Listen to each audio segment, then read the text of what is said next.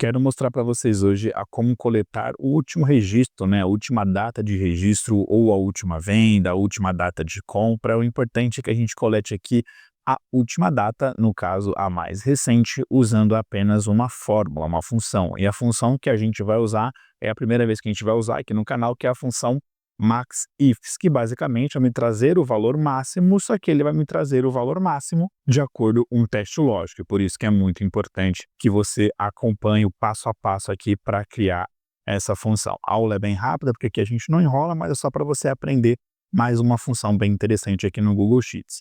Então aqui eu tenho, por exemplo, uma célula que tem alguns nomes, mas eu poderia ter uma lista suspensa também, e os nomes eles se repetem porque as pessoas vão registrando aqui as vendas, os registros, enfim.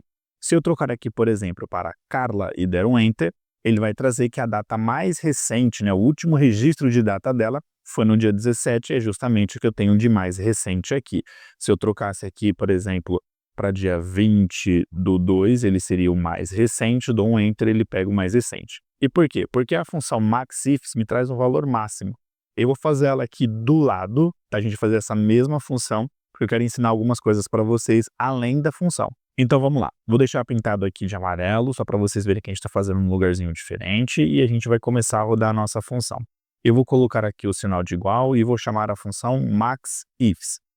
Dou um tab e eu tenho aqui alguns argumentos que são bem importantes e é muito parecido com soma C, com C, por exemplo. Eu tenho o intervalo e o meu intervalo é sempre o intervalo onde eu tenho a data, onde eu vou ter aquele retorno. E eu vou selecionar aqui de C5 até C16, mas eu apago o 16 para ele deixar selecionado a coluna toda. Ponto e vírgula, aqui a gente vai começar a trabalhar o teste lógico. Então, primeiro o intervalo de critérios e depois o critério. Lembrando que aqui você pode colocar mais de um, tá? Então, se for interessante para você, pode colocar aí quantos intervalos de critérios vocês precisarem. O meu intervalo de critério vai ser, então, o nome, ou seja, onde eu tenho aqui os nomes, eu vou colocar de A5 até A para também pegar a coluna toda. Lembrando que para toda função de soma C, conte C, maxifs, média C, os intervalos desses critérios, eles precisam ter sempre o mesmo tamanho, tá? Senão vai dar um erro na sua função. Já coloquei aqui o intervalo de critério, ponto e vírgula, qual é o critério? No meu caso, é o nome. Então, eu escolho aqui a Carla e dou um Enter. Repara que eu usei exatamente a mesma função, só que aqui ele está mostrando para mim 45.708. É justamente isso que existe por trás de cada data.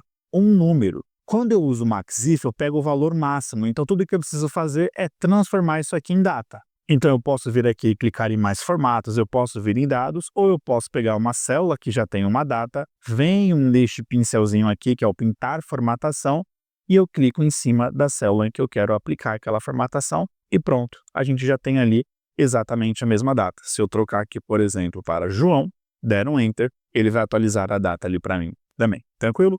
Super rápido, mas é uma dica prática que com certeza pode te ajudar. Vou deixar algumas sugestões aqui nas telas finais e eu vejo vocês então em uma dessas videoaulas.